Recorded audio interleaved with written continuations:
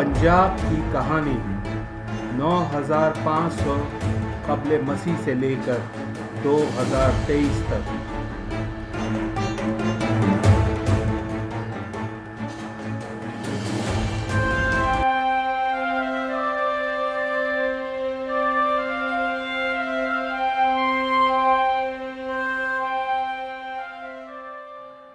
पंजाब का हड़प्पा तहजीब व तमद्दुन में अहम किरदार।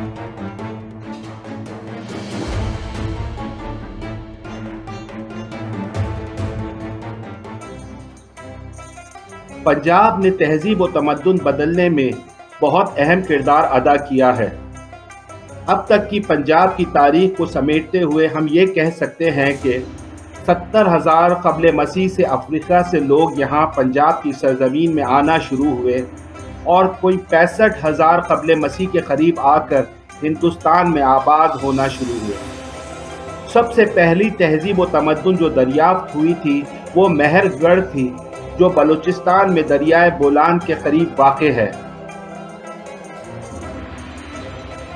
और उसके बाद जो तहजीब 5,000 क़ब्ल मसीह से शुरू हुई वो हड़प्पा की हुई और 1500 क़ब्ल मसीह से आर्या इस खित्ते में दाखिल हुए। ये बहुत मोटी मोटी और ख़ास बातें हमने अपनी पिछली 2 किस्तों में पेश की हैं। इस दौरान में बहुत सी अहम बातें भी हैं जिनका हमने जिक्र नहीं किया। हड़प्पा दौर की तहजीब 5,000 क़ब्ल मसीह से तकरीबन 1500 क़ब्ल मसीह तक आने में कई दर्जों से गुजरी है। मिसाल के तौर पर किसी दर्जे पर यह तहजीब सिर्फ फूड हंटर्स यानी शिकारी की हो सकती है, जो मुख्तलिफ इलाक़ों में हिजरत करते हुए वहाँ बसेरा कर लेती थी। मगर जैसे जैसे शहर आबाद होते गए तो उन मकामात पर ज़राअत भी काश होती गई और वाफिर मिक़दार में काश होती थी, जिससे शहरी निज़ाम चलता था।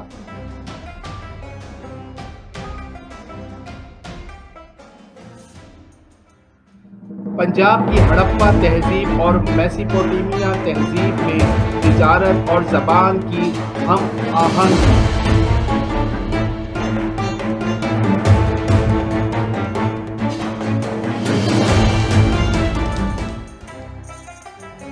तहकीक से इस बात के शवाहिद भी मिलते हैं कि हड़प्पा तहजीब और मेसोपोटामिया तहजीब में कारोबारी हम आहंगी थी।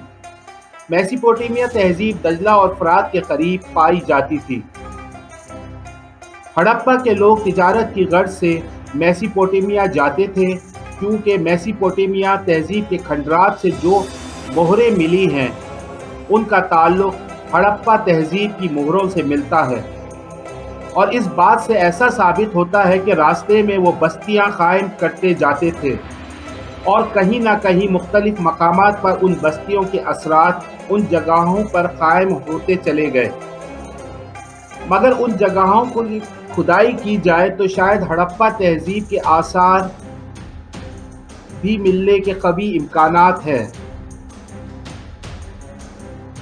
इस बात का जिक्र तारीखदान D.D. कुसम्बी की किताब एंशिएंट इंडिया में भी मौजूद है।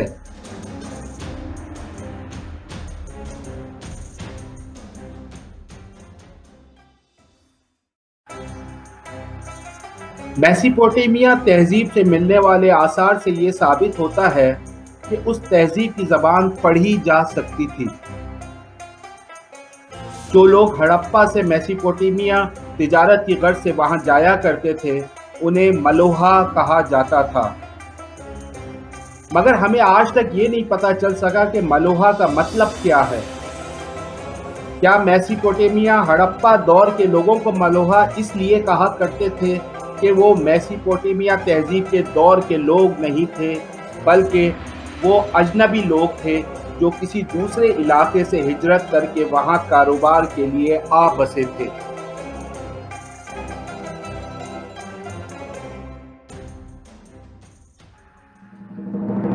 हड़प्पा तहजीब रूबाए ज़वाल क्यों हुई?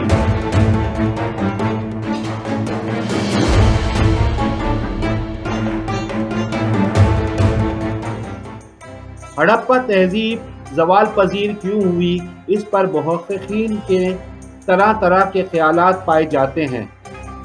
जैसे शुरू में ये कहा जाता था आर्यंस की हमले की वजह से हड़प्पा तहजीब तबाह और बर्बाद हो गई थी।